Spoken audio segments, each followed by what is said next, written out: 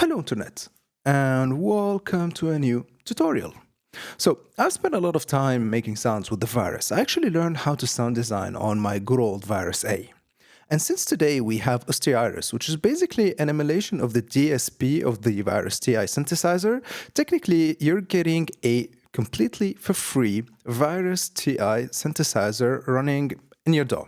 Right? And since recently I've released a preset pack for the Virus TI synthesizer, which is fully compatible with Osteirus and the Viper VST2, I thought it's about time that I would put up this video going through my tips and tricks and the important stuff that I learned throughout my journey with the virus. Now, before we dive into this tutorial, if you'd like to support my work, check out my preset packs and masterclasses on my Gumroad, or you can just leave a like, comment, and subscribe. Things like that helps the channel a lot. And if you want more content for the virus, please leave me a comment down in the comment section. I have a lot of ideas for future content for it, so yeah, leave me a comment down there and I'll make sure to post more things for the virus. Now, that said, let's dive into this tutorial. For this tutorial, I'll be using Osteirus so you won't get confused between the different interfaces, but if we need to, I have my hardware running right in here so we can switch to it and I can show you what we need to show you. Now, the first thing I want to talk about is the FM with the virus. Actually, the virus is my FM synthesizer. It made all of the FM leads of all of my tracks. Go check them out. It's the virus, right? And the thing is, it has this pose triangle algorithm, which for me makes it really special. And it's basically, I've talked about it a lot on my channel. It's a unipolar triangle wave. It's basically a hidden third oscillator behind oscillator 1. It follows it pitch-wise, and it FMs the second oscillator, and it gives us this gritty FM of the virus. Check this out. Let's take the second oscillator. I'll keep it on a saw. The first oscillator in here, I'll take it 1 octave lower, just like so. I'll take the first oscillator 1 octave higher, just like so. I'll sync them, and now when I'll crank the FM, that distinct virusy sound. But this post-triangle algorithm only works with the classic oscillator. What if we are using the wavetable oscillator or the grain complex or whatever wavetable oscillator inside of the virus and we want to FM? Now, on the emulator, it says post-triangle, but essentially it is a classic frequency modulation. Check it out on the hardware. So basically, if I go here, I set it to wavetable, we have either frequency modulation or phase modulation. Now, let's set the emulator in here to wavetable, back to it. Let's take a wavetable like, I don't know, whatever, Octavius, right? And now if I'll FM it, and this is the frequency modulation, we'll get this. It sounds okay, it's really weird, but things gets really interesting when we set it, well, on the emulator, it's triangle, but again, on the hardware, it's the phase mod, right? And now we will get this, check this out. Nothing interesting will happen because the oscillator in here is on saw, and saw is not really good for phase modulation. Let's set it to sine. Basically in the virus, when you have the classic oscillator, it morphs between a wave, and in this case, I've set it to sine, to saw, to a square wave, right? And the wave in here, you have all of these shapes. Just go experiment with them. Some of them are really, really interesting, especially for FM, but for now, I'll leave it on sine. Now we're getting to the good stuff, especially in here. Check this section. Sounds super dope. Let's take the detuning of the second oscillator and let's take the first oscillator 1 octave lower. So now we have, basically it's 2 octaves lower, so now we have like minus 24, and now we have this.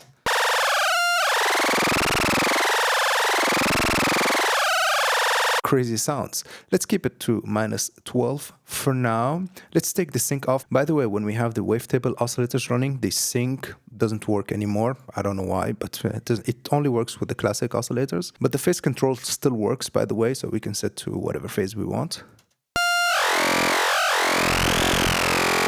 Now, let's keep the FM in here, and let's take an equalizer, right? So if you take a look at the equalizer spectrum right in here, you can see that we have a lot of high energy, right?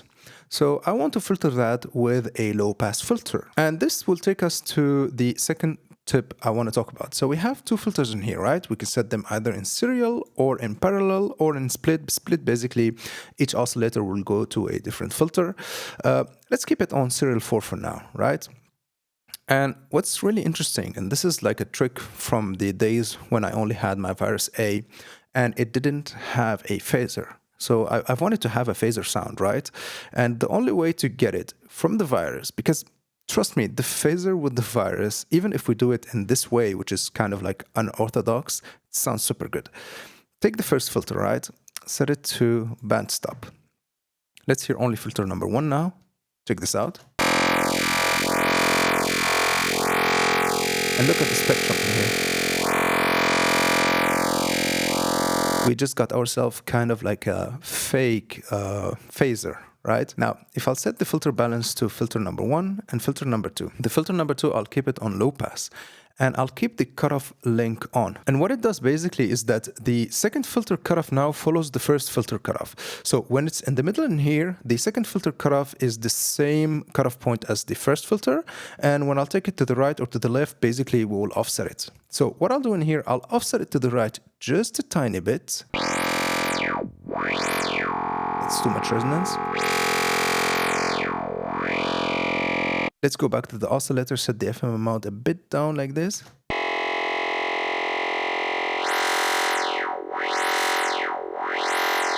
Sounds super dope.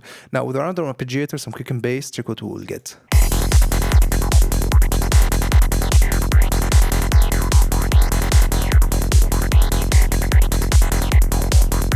Sounds super nice. And what we can do now, go to the LFO basically, take the second LFO, set it to sample and hold, set the trigger phase to 1. So now every time it receives a new note, it's going to start its cycle basically. And let's make it modulate the oscillator FM amount just a tiny bit like so. So now we have this.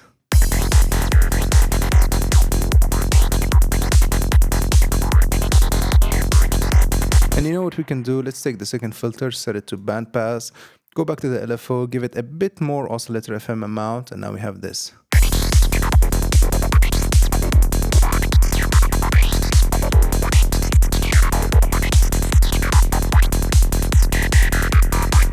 Screaming FM sounds from the virus. And you know, we can still control the timbre in here with the wave index, which is basically the wavetable position. Let's take the second filter in here, set it to low pass again. Let's turn off the modulation on the FM amount.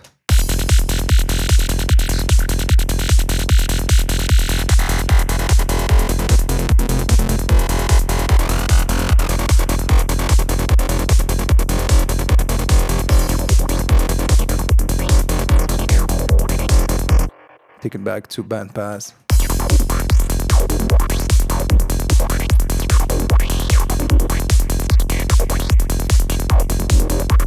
Just raw FM sounds.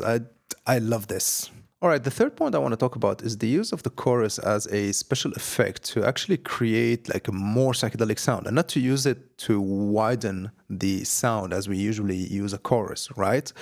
And basically, I found this method still back when I had only the virus A. You'll take the chorus in here, you set the mix the way you like, the delay somewhere where you like, set the feedback kind of high, and actually in here I've modulated it. This is, by the way, a patch from my virus preset bank called Sample and Hold Corsi. I'll show you the whole patch. But essentially the whole trick lies in having a lot of feedback, which I've modulated in the matrix, I'll show you, and modulate basically the delay of the chorus with a sample and glide LFO. See, for the internal LFO in here, you have several shapes. You have sine, triangle, saw, square, sample and hold, sample and glide, basically the classic shapes. You get a sample and glide, set the rate somewhere high and the depth high.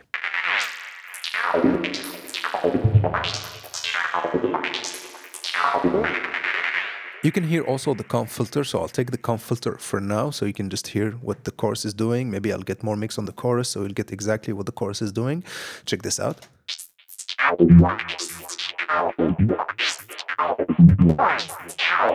See, because the patch, technically, let's take a look at it. We have only the second oscillator running, and I have it on a saw wave. Like, really nothing too special about it. I kept the oscillator the way it is from the initial patch. Like, even the detuning, I didn't touch it. It goes to a Serial 6 bandpass filter, and I've only used the first filter. Serial 6, by the way, makes the first filter a 24 decibels per octave filter, whether it's a low pass, high pass, band pass, or even band stop. And Serial 4 makes it a 12 dB per octave, right? These configurations doesn't affect the second filter. It's going to always be a 12 dB per octave, low pass, high pass, band stop, whatever you choose, basically. And that's it, basically. The whole sound, the whole character you're getting is from the chorus. If I take the chorus off, we'll get this.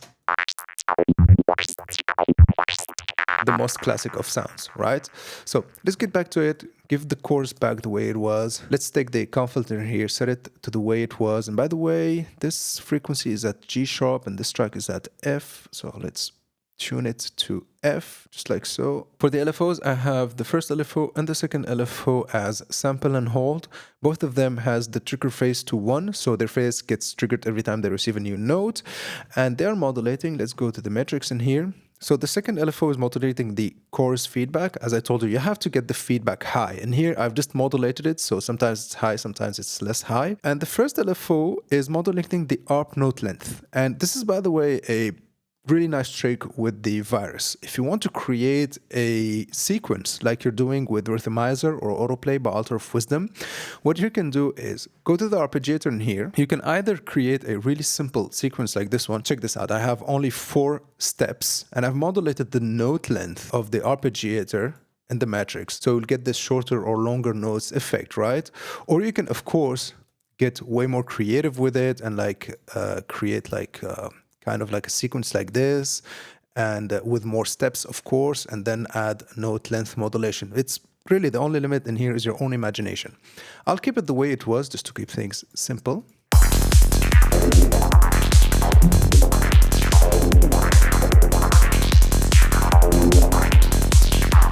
Super psychedelic, and we just used a simple saw wave with a bandpass filter. I mean, this is one of the simplest patches ever, but we've just pushed it with the chorus and the comp filter, and we got ourselves like a really psychedelic patch.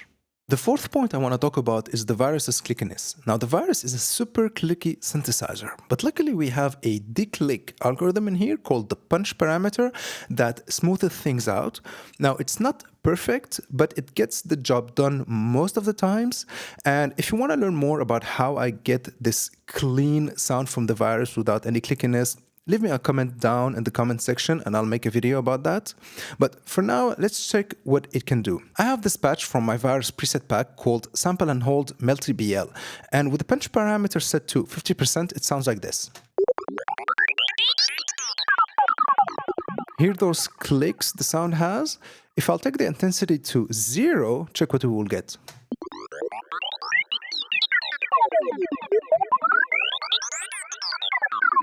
A way smoother sound. Of course, you can go to the filter section in here. Basically, you'll get the amplifier envelope. You can give it a little bit more attack, a little bit more release. This will smooth things out a bit further.